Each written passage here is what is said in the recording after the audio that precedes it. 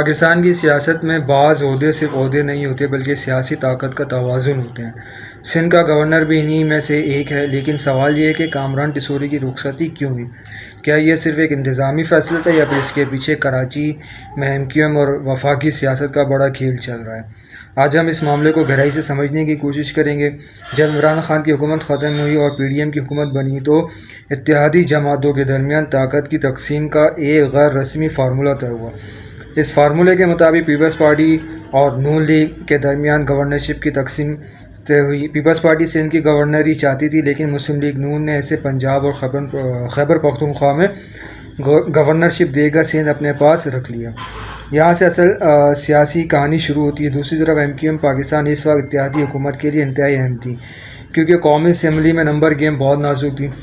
اسی دوران کامران ٹیسوری کو ایک اہم MQM میں شامل کروا کر انہیں گورنر آف سندھ لگا دیا گیا۔ دلچسپ بات یہ تھی کہ یہ MQM کے اندر بھی اس فیصلے پر مکمل اتفاق نہیں تھا۔ پارٹی کے رہنما عامر خان اور وسیم اختر اس تقرری سے خوش نہیں تھے، لیکن سیاسی نظام میں بعض فیصلے پارٹی نہیں بلکہ طاقت کے بڑے مراکز کرتے ہیں۔ گورنر بننے کے بعد ٹیسوری نے ایک الگ سیاسی حکمت عملی اپنائی۔ انہوں نے گورنر ہاؤس کو صرف سرکاری دفتر نہیں رکھا بلکہ اسے عوامی سرگرمیوں کا مرکز بنا دیا۔ افطار پارٹیاں، راشن تقسیم، IT کلاسز، عوامی ملاقاتیں، ان سرگرمیوں نے انہیں میڈیا میں خاصی شہرت دی۔ لیکن یہاں ایک اہم سوال پیدا ہوتا ہے۔ وقت کے ساتھ ساتھ گورنر ہاؤس آہستہ آہستہ MQM کی سیاسی سرگرمیوں کا مرکز بنتا گیا، اور پھر ایک ایسی کانفرنس ہوئی جس نے سیاسی درجہ حرارت بڑھا دیا۔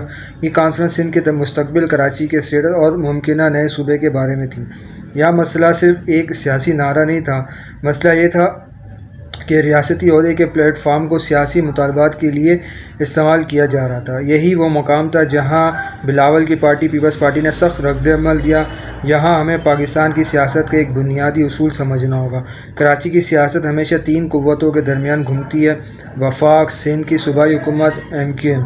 جب ان تینوں کے درمیان توازن بگڑتا ہے تو کراچی کی سیاست میں بحران پیدا ہوتا ہے۔ آج اصل سوال یہ نہیں کہ کامران ٹیسوری کیوں گئے، بلکہ یہ ہے کہ کیا MQM واقعی کراچی کی نمائندہ قوت رہ گئی ہے؟ کیا وفاق اب بھی کراچی کی سیاست کو کنٹرول کرنا چاہتا ہے؟ اور کیا سندھ کی سیاست میں لسانی سیاست دوبارہ زندہ کی جا رہی ہے؟ حقیقت یہ ہے کہ MQM کی سیاست ہمیشہ ایک مخصوص بیانیے پر کھڑی رہی ہے: کراچی کے حقوق، لیکن وقت کے ساتھ ساتھ پارٹی ٹوٹتی گئی، دھڑے بنتے گئے اور عوامی اعتماد کم ہوتا گیا۔ آج صورتحال یہ ہے کہ MQM اپنی گورنر بھی نہیں بچا سکی، اور اگر کوئی جماعت اپنے سیاسی عہدے نہیں بچا سکتی تو وہ نیا صوبہ بنانے کی سیاست کیسے کرے گی؟ پاکستان کی سیاست میں عہدے آتے جاتے رہتے ہیں، لیکن کراچی کا سوال آج بھی وہی ہے۔ کراچی پاکستان کی معیشت کا دل ہے، مگر اس کی سیاست ہمیشہ طاقت کے کھیل میں پھنسی رہتی ہے۔ کیا کراچی کو واقعی سیاسی استحکام ملے گا یا پھر ہمیشہ وفاق، صوبے اور جماعتوں کے درمیان ایک سیاسی میدان بنا رہے گا؟